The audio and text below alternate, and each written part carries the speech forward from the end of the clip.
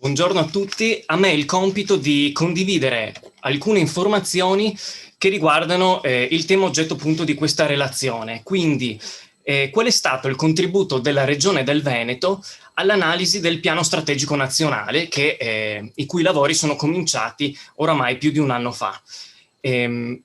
Per introdurre questi temi, credo sia necessario innanzitutto allinearci rispetto ad alcune informazioni fondamentali, dato che è un momento nel quale ci sono davvero molte partite strategiche che procedono in parallelo. Allora, per quanto riguarda la politica agricola comune 2021-2027, teniamo presente che ci sono alcuni elementi di novità che riguarderanno non solo i contenuti, già ci sono stati accennati in questo intervento dell'onorevole De Castro, ma anche dei contenuti nella governance e nell'approccio strategico. Tre in particolare queste novità. Innanzitutto un unico strumento di programmazione per il primo e il secondo pilastro. Qual è questo unico strumento di programmazione? Il piano strategico nazionale. Quindi primo e secondo pilastro insieme e non su binari paralleli.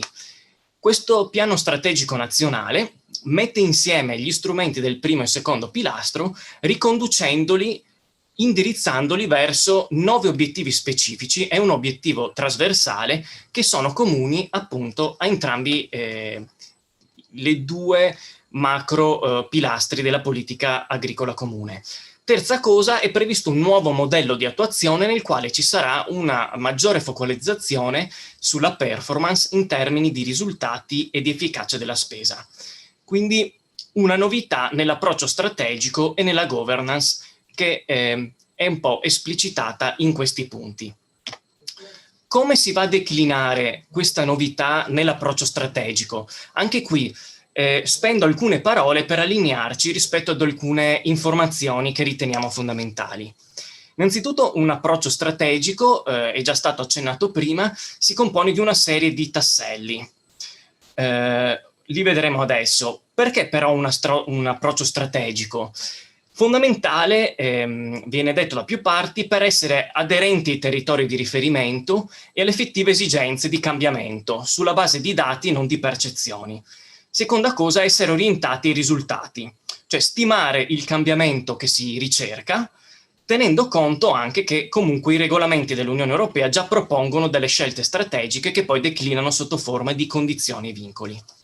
E allora, come fare per avere questo approccio strategico, cioè essere aderenti ai territori, identificare dei risultati? Allora, i primi tasselli che vengono richiesti è quelli di predisporre un'analisi di contesto, un'analisi SWOT e un elenco di fabbisogni. Due parole su ognuno di questi. Un'analisi di contesto. Che cos'è? È come possiamo utilizzare una metafora, come scattare tante fotografie. Un esercizio fotografico nel quale si vanno a fotografare tutta una serie di fatti e di processi che caratterizzano il sistema agricolo, agroalimentare, forestale e delle aree rurali. Tutto questo attraverso dei dati statistici riferiti a indicatori di contesto. Quindi si scattano tante fotografie con una finalità, quella di dare un nome ai principali fattori ed elementi strutturali e congiunturali di un territorio, che può essere il territorio della Repubblica Italiana oppure quello della Regione del Veneto. Il secondo tassello, che si basa sul primo, cioè su queste tante fotografie, è quella che si chiama l'analisi SWOT. Di per sé è una matrice nel quale si dà un nome ai punti di forza e di debolezza, le opportunità, le minacce di un territorio. Cioè, riagganciandomi alla metafora di prima, un po' prendere le varie fotografie e dividerle in 4 gruppi. Un gruppo è quello costituito dai punti di forza di un territorio, un altro gruppo quelli dei punti di debolezza, un altro punto le opportunità, un altro punto le minacce. Qual è la finalità? Quella di identificare in maniera sintetica le principali caratteristiche di un territorio e individuare possibili traiettorie di sviluppo. Il passaggio successivo è quello di identificare dei fabbisogni di sviluppo, cioè i cambiamenti che si attendono in un territorio.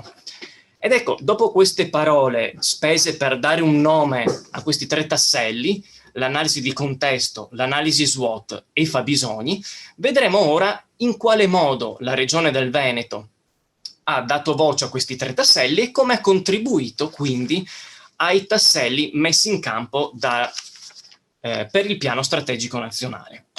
Per quanto riguarda appunto la regione del Veneto, per comporre questi 3 tasselli lo strumento utilizzato è stato quello della Conferenza dell'Agricoltura, che si compone di una serie di documenti e in particolare il documento finale, l'agricoltura veneta verso il 2030.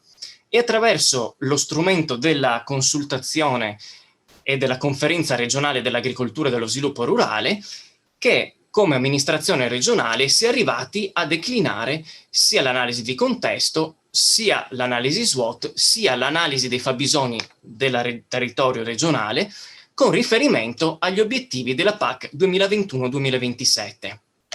Volendo essere più specifici, se ci volessimo porre la domanda e quindi dove trovo questi materiali, ecco, vediamo che per quanto riguarda l'analisi di contesto e quindi queste fotografie dei fatti, dei processi più significativi del sistema agricolo, agroalimentare, forestale e rurale, abbiamo in particolare 73 schede informative sulle tendenze evolutive dell'agricoltura veneta, oltre alle slide della relazione finale della Conferenza dell'Agricoltura.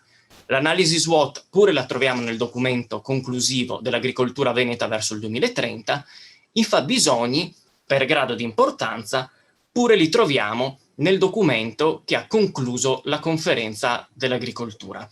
Quindi questo è il lavoro che è stato svolto presso l'amministrazione regionale, consultando anche ovviamente il partenariato. L'analisi SWOT la trovate nel documento L'agricoltura veneta verso il 2030, articolata per obiettivi specifici. Ovviamente è possibile anche averne poi la sintesi complessiva, la possiamo vedere in questa slide.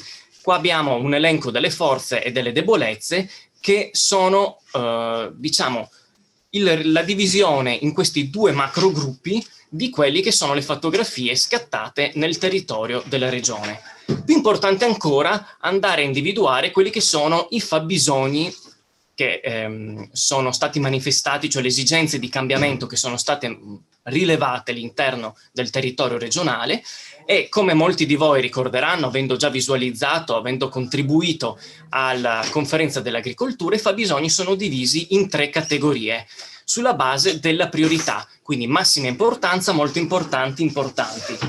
E sottolineo come quelli di massima importanza, in particolare quelli in alto con sfondo verde, riguardano alcuni temi particolarmente importanti: i giovani, la competenza degli operatori, la redditività delle imprese, l'innovazione e temi che riguardano poi l'adattamento e la mitigazione dei cambiamenti climatici e quindi come essere resilienti rispetto alle calamità naturali, il tema della risorsa idrica, la qualità e la struttura dei suoli. Se questo è il lavoro che tra il 2018 e il 2019 è stato realizzato presso la regione del Veneto, quasi parallelamente, ma a partire da tempi differenti, cioè da giugno 2019, cioè quando la Conferenza dell'Agricoltura si è conclusa, sono cominciati anche i lavori a livello nazionale.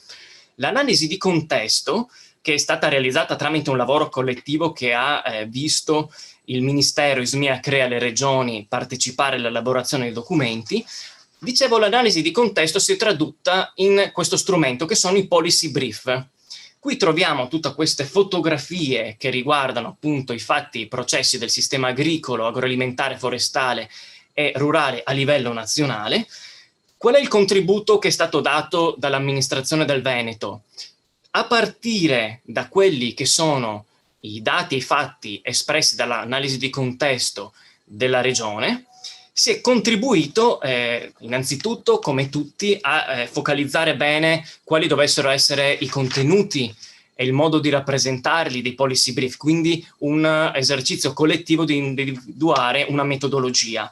Dall'altro lato si è dato un contributo per fare in modo che i dati fossero da un lato unitari, cioè rappresentassero appunto quello che è la situazione nazionale, ma dall'altro lato non andassero a comprimere quelle che sono le specificità regionali. Quindi l'apporto peculiare è stato quello di fare in modo che le specificità della regione del Veneto, la dinamicità, i fatti e i processi che caratterizzano il territorio regionale fossero compresi nella rappresentazione unitaria nazionale data dai policy brief. A partire dai policy brief sono poi state realizzate anche a livello nazionale delle analisi SWOT. Anche in questo sono un'analisi SWOT per ognuno degli obiettivi specifici. Cosa è stato fatto? Sia per i policy brief che per l'analisi SWOT, giusto per dare conto del livello delle attività svolte, ci sono state 3 versioni preliminari prima di addivenire a quella conclusiva. Anche per l'analisi SWOT, come quella regionale e come diciamo ogni analisi SWOT, si è cercato di dare un nome agli elementi di forza e di debolezza di un sistema, in questo caso il sistema agricolo, agroalimentare, forestale e rurale. In particolare, come potete vedere nell'immagine a destra, si cercano, come si diceva prima, di dividere le fotografie in 4 categorie, e quindi i punti di forza e di debolezza sono i fattori endogeni propri di un sistema che si ritengono modificabili grazie agli interventi proposti. Le opportunità e le minacce sono invece fotografie, cioè fatti e processi che derivano dall'esterno e quindi sono meno facilmente modificabili nel breve periodo. Anche in questo caso, qual è stato il contributo della Regione del Veneto all'elaborazione delle versioni preliminari poi definitive della SWOT? Il contributo dato aveva ad oggetto in particolare il fatto che ci fosse una rappresentazione corretta dei fatti e dei processi che riguardano il territorio regionale, anche in questi casi evitando che magari la rappresentazione unitaria potesse dare delle informazioni contrastanti con quelle che sono le specificità regionali, e dall'altro lato per fare in modo di inglobare le specificità. Ecco, quindi percorso, per volerlo riepilogare, per quanto riguarda i 3 tasselli che compongono l'approccio strategico, i primi 3 tasselli, analisi di contesto, analisi SWOT e poi identificazione dei fabbisogni, tramite la conferenza dell'agricoltura, l'amministrazione regionale ha inteso dare un nome alle situazioni che caratterizzano appunto il territorio e le comunità regionali, e a partire da quelli dare un contributo all'elaborazione dei documenti nazionali. Ovviamente tutto questo è stato anche tracciato per quanto riguarda ad esempio l'analisi SWOT. Quello che è stato l'esercizio finale è stato anche di identificare quello che era il contributo effettivamente, cioè in quale modo gli elementi, ad esempio i punti di forza regionali, si sono poi tradotti in un contributo agli elementi di forza rappresentati nella matrice SWOT unitaria predisposta dal Ministero insieme a ISMEA, CREA e la Regione. Concludo qui e grazie a tutti.